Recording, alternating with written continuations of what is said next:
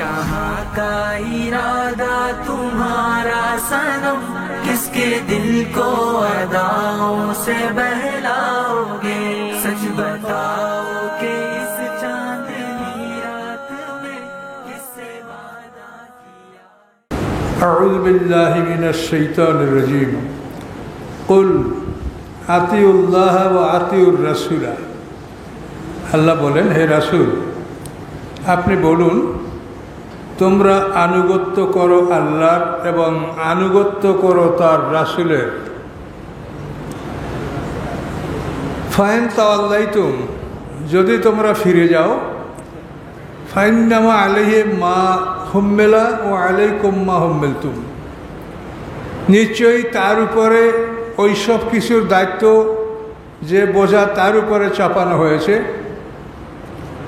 এবং তোমাদের উপরে ওই দায়িত্ব মা হুম্মিলতুম যে বোঝা তোমাদের উপরে চাপানো হয়েছে। ওয়ান তুতিউহু, যদি তোমরা রাসূলের আনুগত্য করো, তাহতাদু, তাহলে তোমরা হেদায়েত লাভ করবে। ওমা আল্লাহর রাসূল ইল্লাল বালাগুল মুবিন, নয় রাসূলের উপরে কোনো দায়িত্ব স্পষ্ট প্রচার করে দেওয়া ছাড়া আর কিছু। সাউন্ড কমায় রাখতে পারো? কোরআন মাজিদে অন্তত 19 বার আয়াতটা আসছে যে আতিউল্লাহ ও আতিউর রাসূলা, তোমরা আল্লাহর আনুগত্য করো, তার রাসূলের আনুগত্য করো। রাসূলের আনুগত্য ছাড়া কোনোভাবেই কোনো মানুষের ঈমান কবুল হবে না। তার কারণ এটা আল্লাহর আদেশ। কোরআনের যদি একটা আয়াতকে কেউ অস্বীকার করে সে কাফের হয়ে যাবে। কাজে রাসূলের আনুগত্য করতে বলা হয়েছে কোরআনে। কাজে এই জন্য রাসূলের আনুগত্য ছাড়া কোনো মানুষের ঈমান গৃহীত হবে না। বর্তমান সমাজে অনেকে আছে, ওনারা কোরআন থেকে নামাজ পড়বে, কোরআনে 5 ওয়াক্ত নামাজ পাওয়া যায় না, তো 17 রাকাত পাওয়া যায় 10 রাকাত। এই লোকগুলি রাসূলের আনুগত্য করে না। কাজে আপনারা যদি এইরকম কথা বলেন, ভুলটা বোঝেন। ভুলটা কোথায়? রাসূল কোরআন নাযিল হয়েছে তার কাছে, এখন নামাজ কিভাবে পড়তে হবে কোরআন দ্বারা, এটা কি আপনি বোঝেন না রাসূল বোঝে? কথাটা মাথার মধ্যে নেন। এই কোরআন যার উপরে নাযিল হয়েছে, নামাজ কেমনে পড়তে হবে কোরআন দ্বারা, এটা কি সে বোঝেন, তিনি বোঝেন না আপনি বোঝেন? এখন দেখেন সমাজে এক শ্রেণীর লোক, তারা কোরআন দ্বারা নামাজ পড়বে। যদি বলা হয় রাসূল আনুগত্য করো, রাসূল কি কোরআন ছাড়া অন্য কিছু করছে? তাহলে আমরা কোরআন দেখে নামাজ পড়ব। এগুলি কিন্তু শয়তানের ওয়াসওয়াসা। শয়তান কোন দিক থেকে আপনার মধ্যে ঢোকে আপনি বুঝতে পারছেন না। কাজেই বেশি বুদ্ধিমান হওয়ার চেষ্টা করেন না। আল্লাহ যা বলে সেইটা সোজাভাবে শোনেন, সহজ থাকেন, সোজা থাকেন। আল্লাহ বলছেন রাসূলের আনুগত্য করো। এরপরে অন্য আয়াতে আল্লাহ সাহাবীদের আনুগত্য করতেও বলেছেন। তা সিনিয়র সাহাবী, সব সাহাবী না। সূরা তাওবার 100 নম্বর আয়াতে দেখেন, সূরা হাশরের 9 নম্বর আয়াতে দেখেন, তারপরে সূরা নেসার মধ্যে আছে, সম্ভবত 115 নম্বর আয়াত হবে। তো এইসব আয়াতে আবার সিনিয়র সাহাবীদেরকেও আনুগত্য করতে বলা হয়েছে। তার কারণ আল্লাহ রাসূল যে দিন পূর্ণ করেছেন এটা একা না, সাহাবীদেরকে নিয়ে তিনি এই দিনটা পূর্ণ করেছেন। এই জন্য বিদায় হজের দিন যে আয়াত নাযিল হয়েছে, আল-ইয়াওমা আকমালতু লাকুম দীনাকুম, যে আজকে আমি তোমাদের দিনকে পূর্ণতা দান করলাম। আকমালতু লাকুম, লাকা বলে নাই। লাকা হলো রাসূলের একা হইতো, আর লাকুম মানে তোমাদের সবার, অর্থাৎ রাসূল সাহাবী এই সবার জন্যই আল্লাহ কথা বলেছেন। কাজে এই জন্য সিনিয়র সাহাবীদেরকেও তাদের আনুগত্য করা, এটা আমাদেরকে আল্লাহ তাআলা এটা কোরআনে আদেশ দিয়েছেন। কাজে এই জন্য আমরা সহজ সরলভাবে এই কথা যদি বুঝে চলি, মেনে চলি, তা আমাদের মধ্যে কিন্তু এতগুলো ফিতনা হয় না। তো আমরা সবাই আল্লাহ রাসূলের আনুগত্য করব। আমরা জীবনের প্রতিটি ক্ষেত্রে জানার চেষ্টা করব যে আমি মানুষ, রাসূলও মানুষ ছিলেন, কিন্তু তিনি রাসূল। তাহলে আমি যে কাজটা করতে যাচ্ছি, এই কাজটা রাসূল কী রূপে করেছেন, কেমনভাবে করেছেন, এইটা আপনি অনুসন্ধান করেন। করে আপনি জেনে নেন যে এই কাজটা রাসূল এভাবে করেছেন, আপনি সেভাবে করেন, তাহলে রাসূলের আনুগত্য করা হবে। যে কোনো কাজ, রোজা, নামাজ, হজ, যাকাত, খাওয়া দাওয়া, চলা ফেরা, সংসার পরিচালনা, সর্বক্ষেত্রে আপনি রাসূলকে স্মরণ করেন। তিনি আপনার আমার জন্য উসওয়াতুন হাসানা, উত্তম আদর্শ। ওয়াদাল্লাহুল্লাযীনা আমানু ওয়া আমিলুস সালিহাতি লা ইস্তাখলিফান্নাহুম ফিল আরদ। আল্লাহ প্রতিশ্রুতি দিয়েছেন তাদেরকে যারা ঈমান এনেছে তোমাদের মধ্যে হতে, ও আমিলুস সালিহাতি, এবং যারা ভালো কাজগুলি করে এদেরকে আল্লাহ প্রতিশ্রুতি দিয়েছেন লা ইস্তাখলিফান্নাহুম ফিল আরদ, অবশ্যই পৃথিবীর খেলাফত আল্লাহ তাদেরকে দান করবেন। এই পৃথিবীর খেলাফত আল্লাহ তাদেরকে দান করবেন। কামাস্তাখলাফাল্লাযীনা মিন ক্বাবলিকুম, যেভাবে খেলাফত দান করেছিলেন আল্লাহ তাআলা তাদের পূর্ববর্তীদেরকে, সেরকম তোমাদেরকেও খেলাফত দান করবেন। ওয়া ইউমাক্কিনান্না লাহুম দীনাহুম, এবং প্রতিষ্ঠিত করবেন তোমাদের জন্য তোমাদের দিন। আল্লাযী ইরতাদা লাহুম, যে দিন তোমাদের জন্য আল্লাহ তাআলা পছন্দ করেছেন। ওয়া ইউবাদদিলান্নাহুম মিন বা'দি খাউফিহিম আমনা, এবং তোমাদের ভয়ের অবস্থা থেকে তোমাদের অভয় নির্ভয়ের অবস্থা তিনি ফিরিয়ে দিবেন। তোমরা ভীতি ছিল, তোমরা কত কাতর ছিলে যে তোমাদেরকে ওরা মক্কাবাসীরা মারবে, পিটাবে, লুটপাট করবে, তোমাদের শহর থেকে বহিষ্কার করবে, তোমরা ভীত ছিলে। কিন্তু এই ভীত অবস্থা পরিবর্তন করে আল্লাহ তাআলা তোমাদের নিরাপদ অবস্থা দান করবেন, এবং করেছেন আল্লাহ তাআলা। এখন এইগুলো যে আমরা আল্লাহর কাছ থেকে পাবো, শর্তটা কি?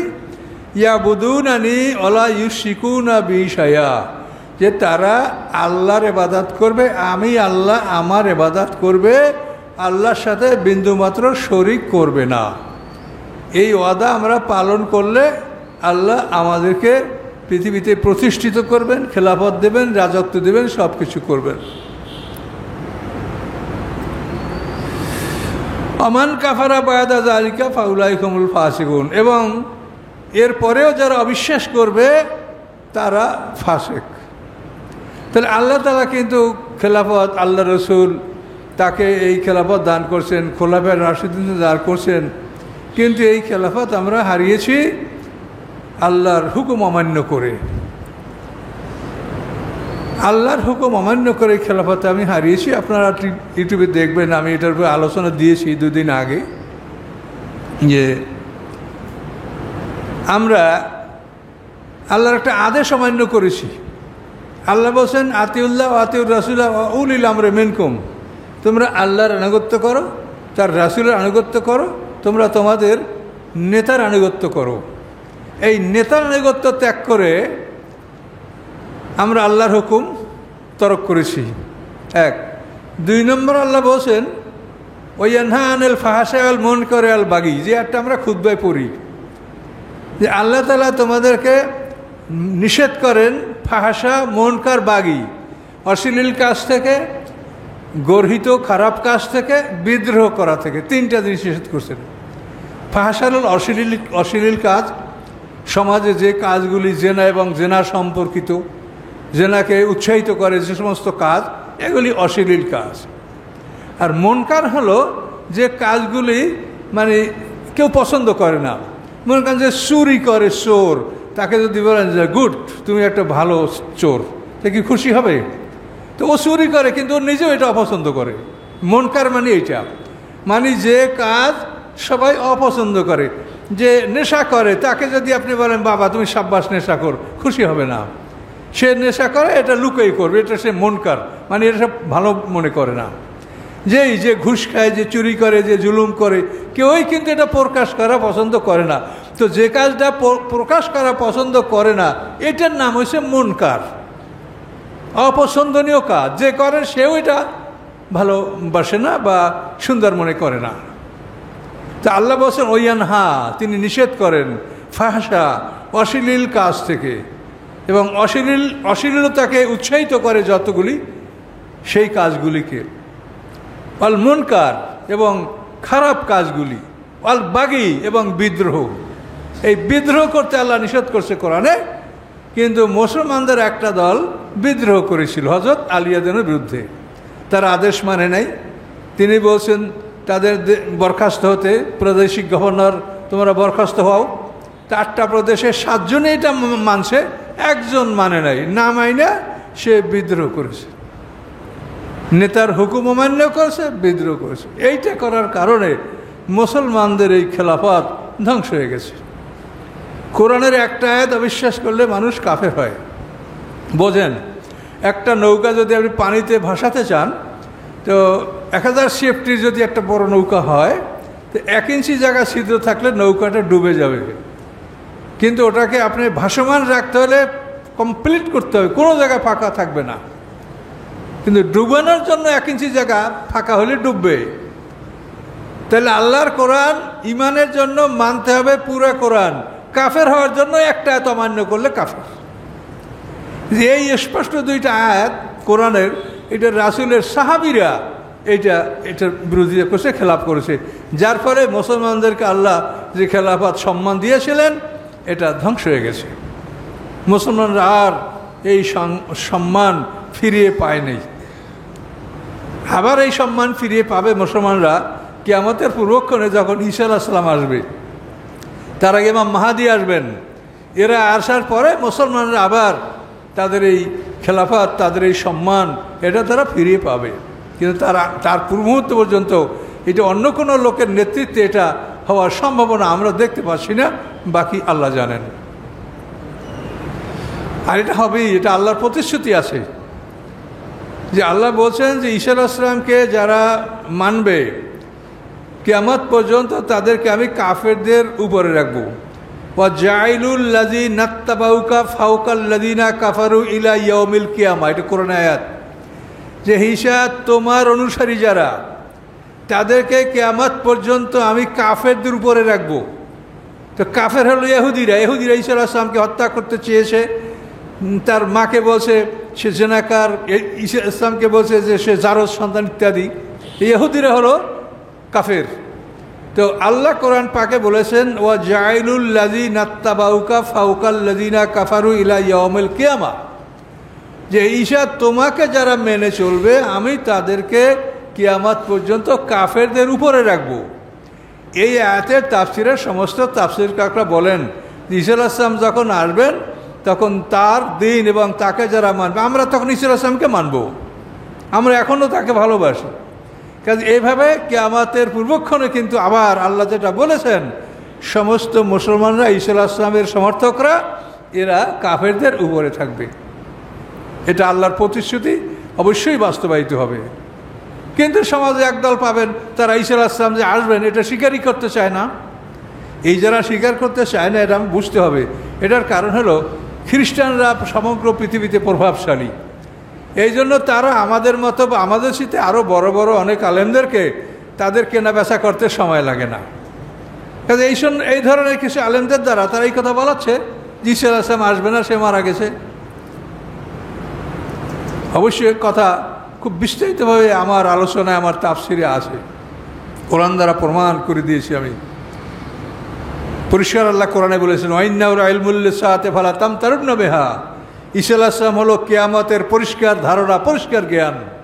কিয়ামতের পূর্বক্ষণে তিনি আসবেনই, এবং তিনি হচ্ছেন কিয়ামতের স্পষ্ট জ্ঞান। তিনি আসার পরে তোমরা বুঝতে পারবে যে অবিলম্বেই কিয়ামত এসে যাচ্ছে, ঈসা আলাইহিস সালাম আসবেন, কোনো সন্দেহ নাই। তার আগে ইমাম মাহদী আসবেন। তবে মাহদীর কথা কোরআনে নাই, ঈসা আলাইহিস সালামের কথাটা কোরআনে আছে।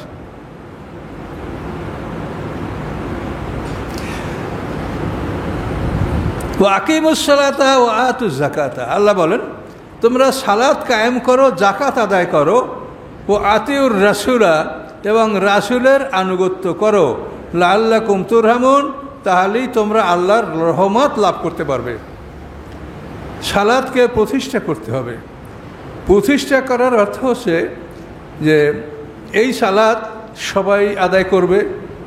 যদি কেউ আদায় না করে তো কেন করলো না সে তার কারণ দর্শাবে, তার থেকে কৈফিয়ত তলব করা হবে।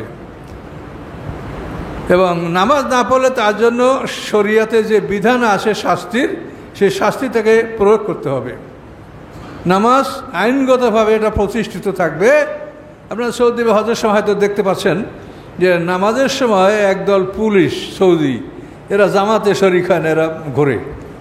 বেনামাজি পাইলে তাকে যা বিধান আছে সেই বিধান অনুযায়ী তাদেরকে শাস্তি দেয়।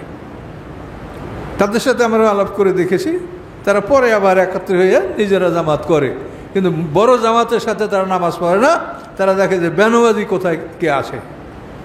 এইটার নাম হলো নামাজ প্রতিষ্ঠা। কিন্তু আমাদের সমাজে এটা নাই, যে পরে পড়লো, না পড়লে না পড়লো ফ্রি।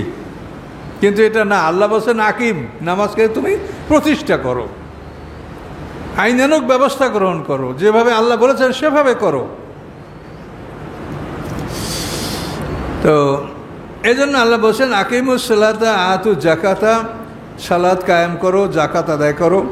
জাকাতের ব্যাপারটা খুব বিশাল বড় ব্যাপার, তা আল্লাহ বারবার বলেন, এই জন্য আমাদেরও বারবার বলা উচিত।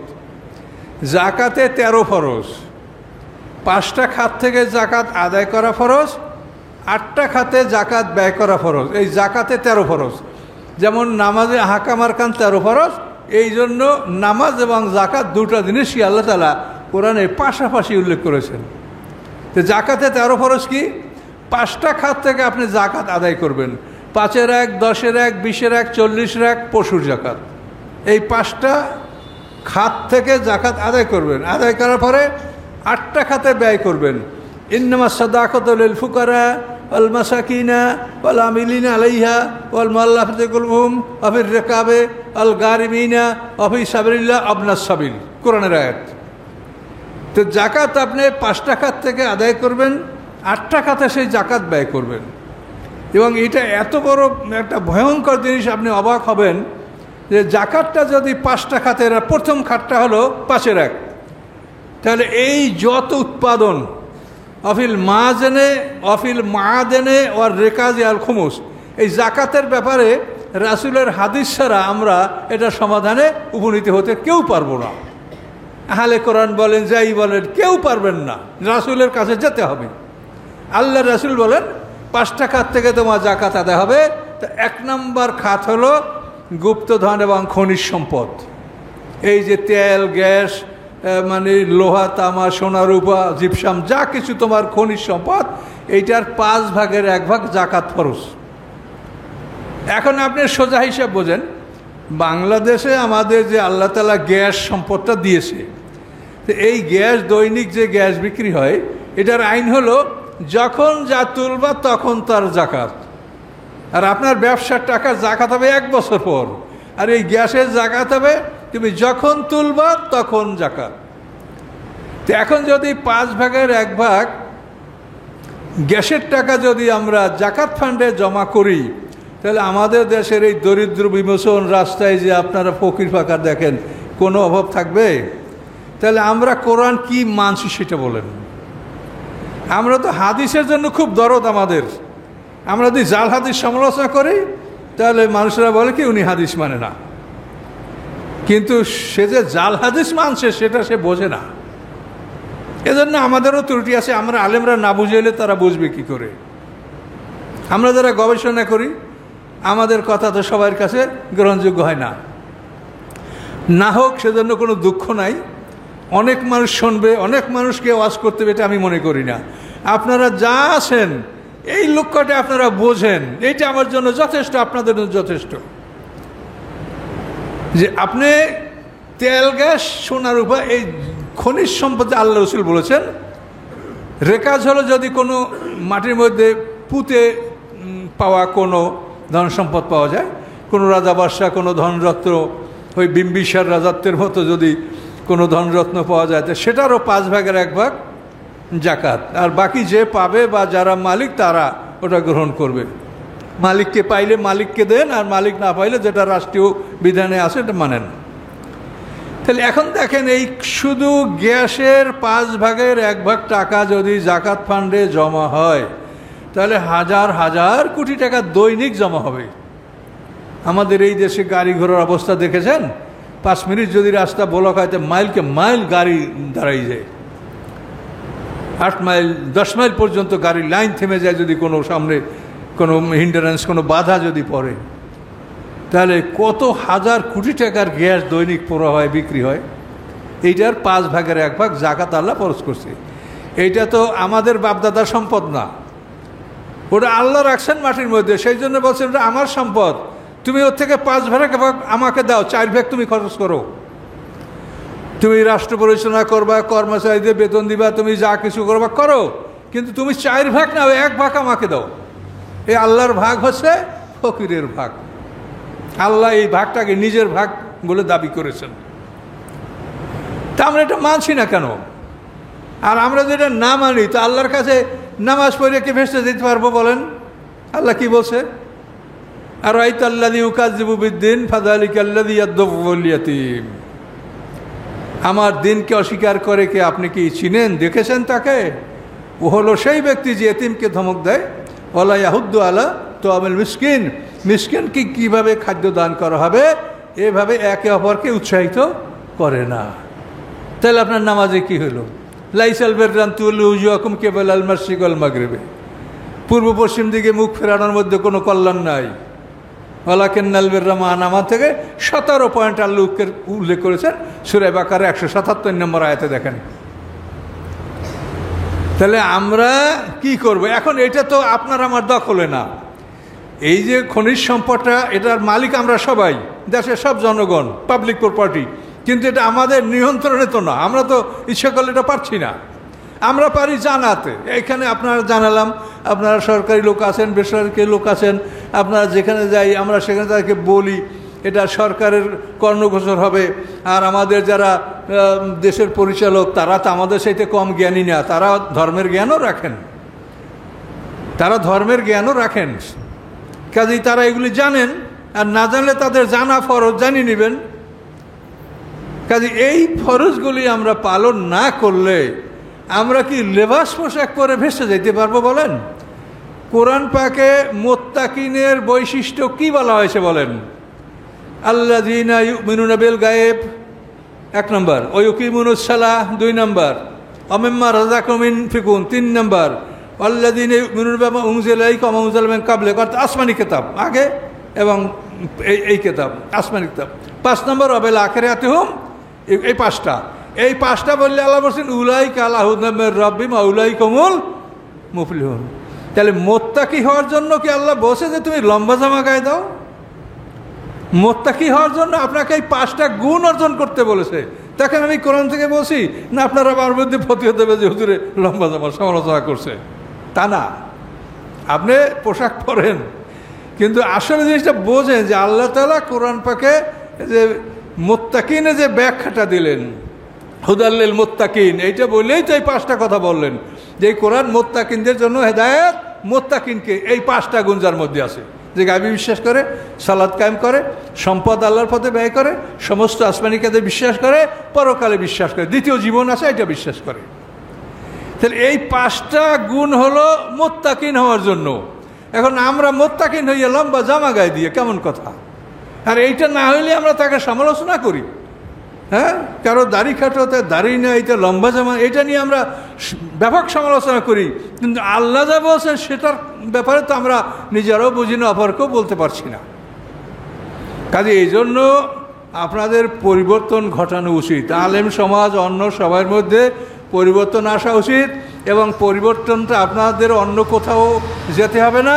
আপনার ঘরে যে কোরআন আছে ওখানেই আপনার সংশোধন, আপনার রিফরমেশন, আপনার পরিবর্তন সব ওটার মধ্যেই আছে। কাজে এখান থেকে আপনি জ্ঞান নেন, তাহলে আপনি সব কিছু সমাধান পাবেন। আলহামদুলিল্লাহ। তো এই কথাগুলো আপনারা বুঝতেছেন। আল্লাহ বললেন কি, আকিমুস সালাতা ওয়া আতুজ যাকাতা, সালাত কায়েম করো, যাকাত আদায় করো। এই হলো 5-এর এক। এবার 10-এর এক হলো এই যত ফসল আপনি পৃথিবীতে দেখেন, এই যে ফসলগুলি আসারিয়ান যাকে বা হাদিসের ভাষায়, মানে শিকড় দিয়া মাটির রস শুষে যে ফসলগুলি উৎপন্ন হয়, এই ফসলে 10/1 জাকাত ফরজ। এবং এই ফসল যতবার হবে ততবার জাকাত ফরজ। একটা ফসল আপনি তুলছেন, এই ফসল যখন কাটার সময় হলো তুললেন, ওটা 10/1 জাকাত ফরজ। যদি আবার ওই ফসল করেন, আরেক ফসল যখন তুলবেন তখন জাকাত। এখানে ব্যবসার মাল নগদ টাকার মতো বছরের শেষে না। তাহলে এখানে 10-এর এক। এবং এই ফসলগুলিতে সার ঔষধ শেষ লাগলে সেখানে 20-1, আর নগদ টাকা ব্যবসার টাকার সোনার উপর এটা হলো 40-1। আর পশুর জাকাত এটা তো আমার দেশে হবে না, ওটার জন্য মানে করমুক্ত চারণ, ফ্রি প্যাচুরেজ, করমুক্ত চারণভূমিতে পশু না চললে যে জমির খাজনা দেন বা ট্যাক্স দেন, এই জমিতে পশু চললে সে পশুর জাকাত হবে না। এখন এই যে জাকাত সিস্টেমটা আল্লাহ তাআলা কোরআনের প্রথম পৃষ্ঠা থেকে আরম্ভ করে সারা কোরআন দেখেন, এই পড়ে আপনি এক পৃষ্ঠা আসতে পারলেন না, এর মধ্যে বসে আকিমুসসালাতুজ যাকাতা। তা আমরা তো এগুলি না মানি, তাহলে আমরা কিভাবে জান্নাতে যাব বলেন? আল্লাহর ফরজ অমান্য করে জান্নাতে যাওয়া সম্ভব? ফরজ ওয়াজিবগুলো তো আপনি মানেন, ফরজ ওয়াজিব আর হারাম মাকরুহ তাহরিম এগুলি মানলে আপনি বেহেশতের যোগ্য হবেন, আর নফল ইবাদত করতে পারলে আপনার বেহেশতের দরজা স্তর, আপনার উন্নত স্তর আপনি লাভ করবেন। ডাইল ভাতেও আপনি মরে যাবেন না, বাইসে থাকবেন, কিন্তু ভালো খাবার খাইলে ভালোই লাগে। তো জান্নাতের ব্যাপারটা ফরজ ওয়াজিব হারাম মাকরুহ তাহরিম এইগুলো বাদ দিতে পারলে আর পালন করতে পারলে আপনি জান্নাত পাবেন। আর অন্যগুলো যদি করতে পারেন জান্নাতের স্তর লাভ করবেন, উন্নত মান পাবেন। জান্নাতে 8টা গ্রেড আছে, আপনি এক একটা গ্রেডে আপনি উন্নতি লাভ করবেন। ওয়াতিউর রাসূল আল্লাকুম তুরহামুন, রাসূলের আনুগত্য করো তাহলেই তোমরা আল্লাহর রহমত লাভ করবে। ওয়ালা তাহসাবুন্নাল্লাযীনা কাফারু মু'জিজিনা ফিল আরদ, আল্লাহ বলেন ধারণা করে না যেন কাফেররা যে আল্লাহ তাআলা যে তারা পৃথিবীতে আল্লাহ তাআলাকে দুর্বল করতে পারবে, যে আল্লাহকে দুর্বল করিয়া এড়িয়ে যাবে, পালিয়ে যাবে, লুকিয়ে থাকবে, আল্লাহ ধরতে পারবে না। আল্লাহ বলেন কাফেররা যেন এটা মনে না করে যে আমাকে তারা দুর্বল করে পালিয়ে যাবে। ওয়ালা তাহসাবান্নাল্লাযীনা কাফারু, কাফেররা যেন মনে না করে যে মু'জিজিনা ফিল আরদ, যে পৃথিবীতে তারা আল্লাহকে অক্ষম করতে পারবে।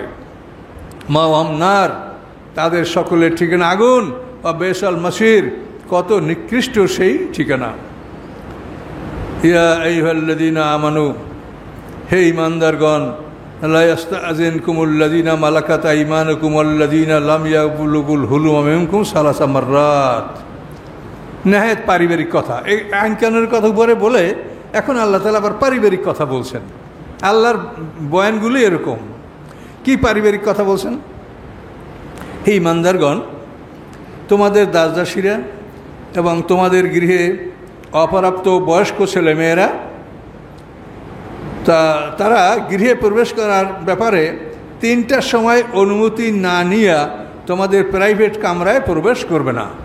3টার সময় অপ্রাপ্ত বয়স্করা, দাসদাসীরা। একটা হলো কাবলা সালাতুল ফজর, ফজরের নামাজের পূর্বক্ষণে এল 1। 2 নম্বর সময় ওয়াহিনা তাদাউনা সিয়াবাকুম মিনা জহিরাতে, দুপুরহারে খাদ্য খাইয়ে জোহরের নামাজ পড়ে যখন তোমরা অতিরিক্ত পোশাক ছেড়ে তোমরা বিশ্রামে যাও, এই সময় জানো তোমাদের দাসদাসীরা এবং অপ্রাপ্তবয়স্ক ছেলেমেয়েরা অনুমতি ছাড়া গৃহে তোমাদের প্রাইভেট রুমে প্রবেশ না করে। মেম্বাদের সালাতুল ইশা, এবং ঈশান নামাজের পরেও তারা যেন অনুমতি ছাড়া তোমাদের কক্ষে প্রবেশ না করে। কেন? সালাসু আওরাতুল লাকুম, এইটা তোমাদের 3টা গোপনীয় সময়। এইটা তোমাদের 3টা গোপনীয় সময়, এই সময়গুলিতে তারা সতর্ক থাকবে। দেখেন নেহায়েত পারিবারিক কথাগুলি কিন্তু আল্লাহ কোরআনে বলে দিচ্ছেন। লাইসা আলাইকুম ওয়া আলাইহিম জুনাহুন, এরপরে তোমাদের উপরে তাদের উপরে কোনো অপরাধ নাই, বাদাহুন না, এই সময়গুলির পরে। তাওয়াফুন আলাইকুম, তারা তো ভ্রমণকারী তোমাদের উপরে, যাতায়াতকারী তোমাদের উপরে। বাযুকুম আলা বায, একে অপরের কাছে যাতায়াত তোমরা করেই থাকো। কাজে এই 3টার সময় অনুমতি নিয়ে প্রবেশ করবে, অন্য সময় তোমরা স্বাভাবিকভাবে মানে অনুমতি ছাড়াই তোমরা একে অপরের গৃহে প্রবেশ করতে পারবে। কাযালিকা ইউবায়্যিনুল্লাহু লাকুমুল আয়াত, এভাবেই আল্লাহ তাআলা তোমাদের জন্য তার আয়াতগুলি বর্ণনা করে দিচ্ছেন। আল্লাহু আলিমুন হাকিম, আল্লাহ তাআলা সব কিছু জানেন, তিনি মহাকৌশলী। তোমাদের পারিবারিক জীবন কিভাবে সুন্দর হবে এগুলি আল্লাহ তাআলা এভাবে বলে দিচ্ছেন। এরপরে সামনে আল্লাহ বলেন ওয়াইজা বালাগাল আতফালু মিনকুমুল হুলুমা, অথবা যখন তোমাদের শিশুরা জ্ঞানে উপনীত হয়, মানে বালেগ হয়, বয়সপ্রাপ্ত হয়। ফালিয়াস্তাআযিনু, তখনও যারা তারা অনুমতি নেয়, অর্থাৎ বড় হইলেও তারা তোমাদের প্রাইভেট কক্ষে বা প্রাইভেট রুমে তারা অনুমতি নিয়ে প্রবেশ করবে, এটাই ভালো। কামাস্তাআযানা রাযীম কাবলিহিম, যেভাবে তাদের পূর্ববর্তীরা অনুমতি নিয়েই তাদের মুরব্বীদের ঘরে প্রবেশ করত, এভাবে তারাও অনুমতি না প্রবেশ করবে, এটাই তোমাদের জন্য ভদ্রতা বা শালীনতা, এটার জন্য উত্তম। কাযালিকা ইউবায়্যিনুল্লাহু লাকুম আয়াতিহি, এভাবে আল্লাহ তাআলা তোমাদের জন্য তার আয়াতগুলি পরিষ্কার করে বর্ণনা করে দিচ্ছেন। আল্লাহু আলিমুন হাকিম, আল্লাহ তাআলা সব সম্পর্কে তিনি অবগত এবং তিনি মহাকৌশলী। আপনার পারিবারিক জীবনের টুকি টাকি খুঁটি খাটি সব কিছু কোরআনে আছে। কাজে এই জন্য কোরআন থেকে যদি আমরা গ্রহণ করি তাহলে আমরা নির্ভুল পাব। এই জন্য আমরা ওয়াজ নসিহাত যেটা আমরা সমাজে আলেমরা করি বা শুনি, এটা কোরআন থেকে হওয়া বাঞ্ছনীয়, এটি আমি বারবার আপনাদেরকে বলার চেষ্টা করছি। আর আমার জীবনে আমি এটাই আল্লাহর কাছে প্রতিশ্রুতি দিয়েছি যে আমি কোরআনের কথা মরণ পর্যন্ত আল্লাহ যেন আমাকে বলার তৌফিক দেন, এর বাইরে আমি কিছু আমার বলার প্রয়োজন নেই, এদের সব আছে। আচ্ছা, এরপরে আল্লাহ বলেন অল কাওয়াইদু মিনান নিসা আল্লাতী লা ইয়ারজুনা নিকাহান ফালাইসা আলাইহিন্না জুনাহুন আইয়াদানা সিয়াবাহুন্না। কাওয়াইদু মিনান নিসা, যে মহিলারা বসে থাকা নারী, অর্থাৎ তাদের আর কাজকর্ম করার যোগ্যতা নাই, বুড়া হয়ে গেছে। কাওয়াইদু, যারা বসে থাকা নারীরা, আল্লাতী, যারা লা ইয়ারজুনা নিকাহান, যারা বিবাহের আশা রাখে না, বিধবা হয়ে গেছে বা স্বামী মরে গেছে বা যে কোনো অবস্থা বুড়ো হয়ে গেছে, তারা বিবাহের আশা রাখে না। ফালাইসা আলাইহিন্না জুনাহুন, তাদের উপরে অপরাধ নাই। কিসে অপরাধ নাই? আইয়াদানা সিয়াবাহুন্না, যে তারা অতিরিক্ত পোশাক বর্জন করবে। যুবতী নারীদেরকে যেমন মাথা ঢাকার জন্য স্পেশাল আদেশ, বুকের উপরে ওড়না দেওয়ার জন্য স্পেশাল আদেশ। আল্লাহ বলছেন এই সমস্ত বৃদ্ধা মহিলারা যারা বিবাহের আশা রাখে না, তারা যদি অতিরিক্ত পোশাক বর্জন করে এতে কোনো অসুবিধা নাই। কিন্তু আল্লাহ বলেন গায়রা মুবাররাতিন বিজিনা, তারা যেন সৌন্দর্য প্রকাশ করার জন্য এভাবে না করে। ওয়াইয়াস্তাফিফনা খায়রুল লাহুন্না, যদি তারাও সতর্ক হয় যে তারাও যদি পূর্ণ লেবাস, পর্দার লেবাস পরে, এটা তাদের জন্য ভালো। আল্লাহু সামিউন আলিম, আল্লাহ সব শোনেন, আল্লাহ সব জানেন। আচ্ছা, তাহলে বৃদ্ধদেরকে আল্লাহ তাআলা অতিরিক্ত পোশাক, যেটা নারীদেরকে বলছে যে ইউদনিনা আলিমেন জালাবি বেহেন না, তারা বড় চাদর মাথার উপরে দিয়ে পুরো শরীর ঢাকবে, তারপরে তারা বুকের উপরে খমর মানে আলাদা কাপড় দিয়ে বক্ষস্থল ঢাকবে, এইটা বুড়াদের ব্যাপারে আল্লাহ বলছেন যেটা না করলে তাদের অপরাধ নাই, তবে করা ভালো। কিন্তু আমরা সমাজে কি দেখি জানেন? সমাজে দেখি যে দাদা নাতি এক রিক্সায় যাচ্ছে, দাদির বয়স তো 70-80 হয়ে গেছে, কিন্তু দাদির মানে সব পোশাক ওড়না টোড়না সব দাদির আছে, কিন্তু তার পাশে তার নাতি যে যুবতী 18-20 বছর, তার শরীর সব খোলা। আর হাজী সাহেবও তার পাশে বসে আছেন, হাজী সাহেবেরও জামা পাগড়ি সব আছে, তার বিবি সাহেবেরও সবার পোশাক আছে, কিন্তু যুবতী নারী, যুবতী মেয়ে বা যুবতী তার নাতিন, সে কি পোশাকে আছে যেটা আপনার সমাজে দেখেন অর্ধলঙ্গ পোশাক, এই পোশাক। তাহলে আল্লাহ কোরআনে কি বলছে আর আমরা কি করি? যাকে আল্লাহ বলছে ঢাকা লাগবে না, তাকে খুব ঢাকছি, আর যাকে আল্লাহ ঢাকতে বলছেন তাকে আমরা খোলা রাখতেছি। কাজে এই জন্য এগুলার পরিবর্তন আমাদের আনতে হবে। এগুলি সম্পূর্ণ আমাদের কিন্তু পারিবারিক ব্যাপার। এই সমস্ত ব্যাপারে আপনি যে দোহাই দেবেন যে জাকাত দিতে পারিনি রাষ্ট্রের কারণে, কিন্তু এইটা তো বলতে পারবেন না যে রাষ্ট্রের কারণে আমার নাতি পোতাপতি বা মেয়েদেরকে সতর ঢাকতে পারি না, পারবেন? কাজে এটা কিন্তু আপনাদের পারিবারিক ব্যাপার। কাজে আল্লাহ কিন্তু সঠিক বিচার করবেন। যে সমস্ত ক্ষেত্রে আমরা বাধ্য যে আমরা পারছি না, সেটা আল্লাহ হয়তো বিবেচনা করতে পারে। আর এটা না পারার কারণ কি সেটা দিয়ে আলোচনা করতে যান তো অনেক দূর আলোচনা আছে, যে আপনারা কি কি করছেন, কে কাকে সমর্থন করে দিলে বহুত কথা এর পিছনে আছে, তা আপনারা ভেবে দেখেন।